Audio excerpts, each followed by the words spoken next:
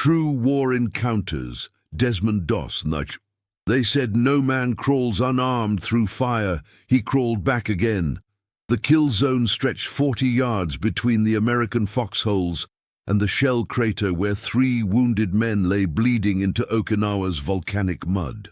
Lieutenant Marsh had been clear an hour ago. Nobody crosses that ground, not in daylight.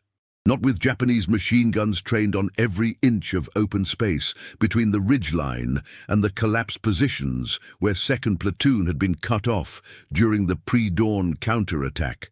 But Desmond Doss hadn't asked permission. Private Howell watched the medic lower himself over the trench lip, medical bag strapped tight across his back, and begin to crawl. "He's insane," Howell muttered, gripping his rifle. "They'll cut him apart before he gets halfway." The mud reeked of cordite and death. Doss moved inches at a time, elbows digging into volcanic soil, dragging his body forward through a landscape of shattered equipment and memories he refused to see clearly. Machine gun fire tore across the ground to his right, kicking up fountains of dirt. He pressed himself flat, counted to 10, whispered a prayer into the earth, and moved again. His hands found purchase on roots and rocks. His knees bled through torn trousers. Sweat mixed with mud on his face. Every nerve screamed at him to turn back, to accept that some men couldn't be saved, that heroism had limits measured in yards and bullets and the cold mathematics of survival. 20 yards. 25. A voice reached him, weak and desperate. "Help! God, please." He crawled faster, forgetting caution for 3 seconds until rounds cracked past his head, and he flattened again, gasping, praying, "Lord, just let me reach them." And then he was sliding into the crater where Private Greer lay with a shattered femur, bone visible through torn flesh, and Walters clutched his stomach, hands slick with blood, and Morrison didn't respond when Doss touched his face.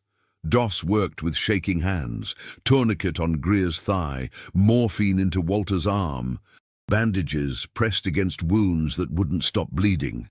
He whispered promises he wasn't sure he could keep. "You're going to make it. Stay with me." But there was no stretcher, no extraction team, no way to carry 3 men across 40 yards of hell. So he made a choice that defied every tactical manual, every survival instinct. He was going to crawl back for help, and then he was going to crawl out here again. The return journey felt like dragging his body through broken glass. Bullets chewed the earth around him. A mortar blast 15 feet away slammed him like a physical blow, leaving his ears ringing and vision blurred. But he kept moving, inch by brutal inch, until hands pulled him over the American line. 3 men, he gasped. "Crater, still alive, needs stretchers." Lieutenant Marsh stared at him. "You crossed that ground?" Doss nodded, already turning back toward the trench lip. "I'll show them the path.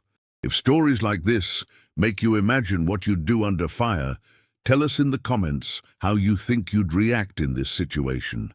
And stay with us for the next chapters. Part 2. 2 volunteers followed Doss on the second crossing.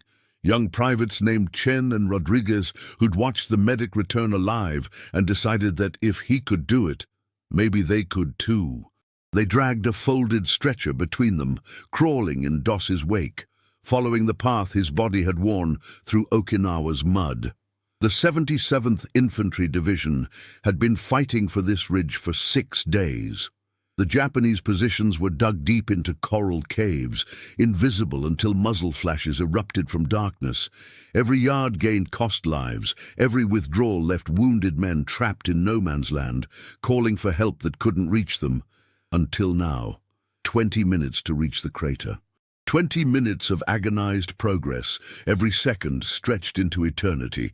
They loaded Greer onto the stretcher, the man with the shattered leg who'd die without surgery, and the privates dragged him back while Doss stayed with the other 2 wounded, alone again with the dying and the dead. He prayed, whispered scripture memorized as a child, checked Walter's pulse and found it weaker than before. The machine guns still chattered in the distance. Mortars still fell in random patterns. And he waited, hands trembling, for the volunteers to return. When they appeared at the crater's edge, stretcher empty, Doss felt something crack open inside his chest. Not hope exactly, but a terrible understanding that this might actually be possible, that the impossible mathematics of courage sometimes worked out in ways the tactical manuals never predicted. They made 3 trips total that day. 3 times across the kill zone, crawling through mud and fire, and the statistical impossibility of surviving in the open. By the 3rd trip, bringing Walters down, the Japanese fire had intensified. They'd realized something was moving out there. Doss felt a round punch through his jacket fabric, so close it burned the skin beneath, felt another kick mud into his face, felt the earth heave under a near-miss explosion that left him deaf and disoriented. But he kept crawling. When he finally collapsed into the American trench for the 4th time, the entire perimeter had gone silent. Men stared at him with something beyond respect, something closer to awe, or fear, or incomprehension. Lieutenant Marsh knelt beside him, offering a canteen. "Doss, that's not possible. Nobody crosses that ground once. You did it 8 times. Desmond Doss drank with hands that trembled so badly he nearly dropped the canteen. His voice, when he finally spoke, was barely a whisper. They needed help, couldn't leave them. Around him, soldiers exchanged glances. Private Howell, who'd called him insane 6 hours ago, just stared at the narrow trail of disturbed earth marking Doss's repeated crossings, a physical record of something that shouldn't exist. The symbolic truth settled over them all. Sometimes courage isn't standing tall, but crawling low. Sometimes the only way forward is on your belly through the fire. Indra Part 3. The aid station below Hacksaw Ridge operated in a tent half-collapsed by the previous night's shelling. Dr. Steinberg worked without pause, his surgical gown stained dark, his hands moving with the mechanical efficiency of a man who'd learned to measure lives in minutes and ounces of plasma. When they brought Greer down on the stretcher, Steinberg looked at the tourniquet work, tight, clean, textbook placement, and asked, "Who stabilized him?" "Doss," the bearer said. "The medic." "Up top." Steinberg nodded and kept working. An hour later, Walters arrived, then Morrison, all 3 stabilized in a shell crater under fire by a man who carried no weapon. All 3 still breathing because someone had crawled through an impossible space again and again. Up on the ridge, word spread through the 77th Infantry's positions like a fever. Sergeant Cross, who'd served with Doss since basic training, listened to the story and felt his throat tighten. He remembered the other men's jokes about the medic who prays instead of shooting, the whispered doubts about whether Doss would hold up when things got bad. Nobody was joking now. Private Howell cleaned his rifle in silence, thinking about the narrow trail through the mud. 8 crossings, 16 times through the fire, counting the return trips. He'd called Doss insane. Maybe he was. Or maybe sanity meant something different when you heard men screaming and decided numbers didn't matter as much as names. The rain started again near dusk. Okinawa's relentless spring storms turning the ridge into a maze of slick coral and red mud.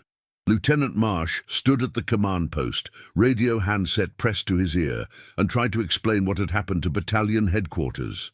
The words felt insufficient. How do you report something that shouldn't be possible? How do you write medic crossed kill zone multiple times, unarmed, saved 3 men, and make it sound like more than hallucination or propaganda? Recommend him for something, the voice on the radio said. Silver Star, maybe, that kind of courage under fire. But Marsh knew the medals and citations would miss the essential truth. They'd miss the trembling hands, the whispered prayers, the way Doss had looked crawling back into American lines, not triumphant, but exhausted, terrified, driven by something the official reports could never quite capture. Below the ridge, Doss sat with his back against a supply crate, drinking water someone had pressed into his hands. His knees were raw meat beneath torn trousers, his palms were bleeding, his body shook with cold and adrenaline crash. A rifleman sat down beside him, Private First Class Jackson, who'd watched the whole thing through binoculars. "How'd you do it?" Jackson asked quietly. "How'd you keep going back?" Doss didn't answer immediately. He was thinking about the voices calling medic from the darkness, thinking about his father's voice years ago, explaining why he couldn't carry a weapon, why taking life violated something fundamental inside him. Thinking about how none of that philosophy mattered when real men were bleeding in real mud. "Just one more," he finally said. "I kept thinking just one more, and then there was another one more. Would you follow the orders exactly, or trust what your own eyes and instincts tell you in a moment like this? Comment which path you'd take, and share this episode with someone who loves real human stories from history." Part 4. 3 days later, the ridge erupted again. A Japanese night assault at 0200 hours shattered the American perimeter, sending men scrambling in darkness, lit only by muzzle flashes and the terrible flare of phosphorus grenades. The 77th Infantry's line bent but didn't break. By dawn, the bodies lay scattered across the plateau, American and Japanese together, impossible to distinguish in the smoke and morning fog. Doss moved through the carnage with his medical bag, working on anyone who still breathed. Friend or enemy didn't matter in those moments. Only the wounds mattered, only the fading pulses under his fingers, only the desperate mathematics of triage when there were never enough hands or bandages or time. He found 6 American wounded pinned in a collapsed bunker 30 yards from the new perimeter. Machine gun fire swept the approach from 2 angles. Mortar rounds walked across the ground in a pattern that left no safe crossing. Private Howell watched Doss lower himself to his belly again. "Jesus Christ," Howell whispered. "He's going back out there." This time, nobody called him insane. They just watched in silence as the unarmed medic crawled toward the bunker, medical bag dragging through the mud, body pressed so flat against the earth he seemed to be part of it. The first wounded man, Corporal Davis, had taken shrapnel across both legs. Doss bandaged what he could, injected morphine, then began the agonizing process of dragging Davis back toward American lines. 15 yards of crawling with a semi-conscious man clutched against his chest, bullets snapping overhead, mortars shaking the ground. When he reached the perimeter, hands pulled Davis to safety.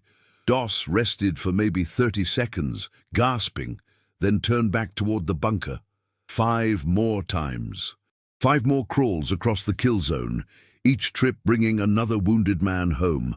By this 6th extraction, Japanese gunners had zeroed in on the movement. Fire intensified. A round grazed Doss's shoulder, tearing fabric and skin. Another punched through his medical bag, destroying his last morphine syrettes. He kept crawling. Lieutenant Marsh grabbed him when he reached the perimeter with the final wounded man. "Doss, stop! You've done enough. You're bleeding." "I'm fine." Doss's voice was flat, distant, operating on some frequency beyond exhaustion or fear or rational thought. "They're all out. They're all out. Because of you." Doss nodded once, then collapsed against the trench wall. His hands wouldn't stop shaking. His knees had left blood trails through the mud. His shoulder throbbed where the bullet had grazed him. And somewhere deep in his chest, something fundamental was changing. The understanding that he'd crossed a line you couldn't uncross, that he'd seen something about himself and about human endurance that would mark him forever. Private Jackson brought him water and a clean bandage. 11 men, Jackson said quietly. "You brought out 11 men today, plus the 3 from before. That's..." But Doss wasn't counting. He was thinking about the voices he'd heard calling from the darkness, the hands that had clutched at him, the weight of bodies dragged through mud. He was thinking about how the official reports would compress all of this into clean sentences and medal citations, and how none of those words would capture what it actually felt like to crawl through fire again and again until your body became just another tool, another piece of equipment deployed in service of keeping other people alive. And breeze to Part 5. The secret nobody talked about, the truth that lived beneath the medal citation and the newspaper stories, was how close Doss came to not going back. It happened on the fourth crossing that day, dragging Corporal Mitchell toward American lines, while machine gun fire chewed up the ground around them. Mitchell was heavy, semi-conscious, dead weight pressing against Doss's chest. And somewhere around the 20-yard mark, Doss's body simply stopped responding. His arms wouldn't pull anymore, his legs wouldn't push.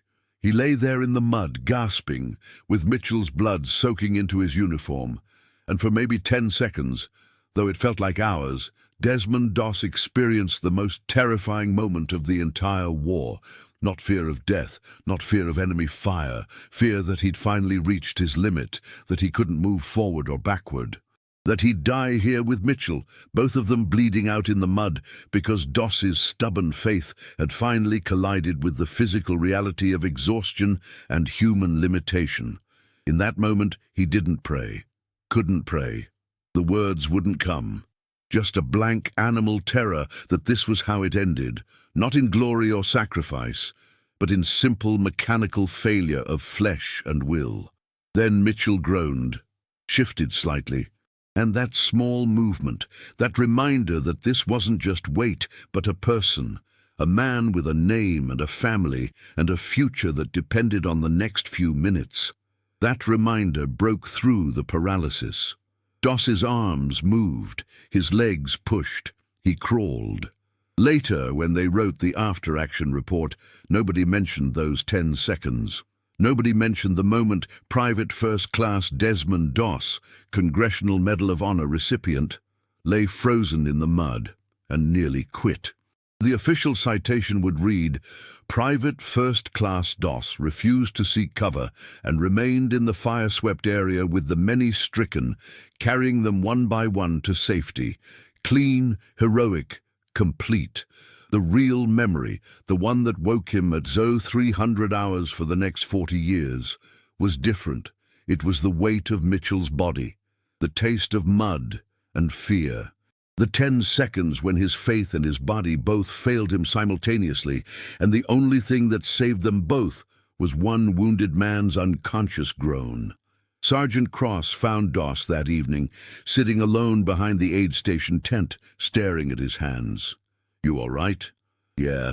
Doss's voice was steady, but his hands still trembled. "Just tired." Cross knew better than to push. You didn't interrogate moments like this. You just sat down beside your men and let the silence do its work.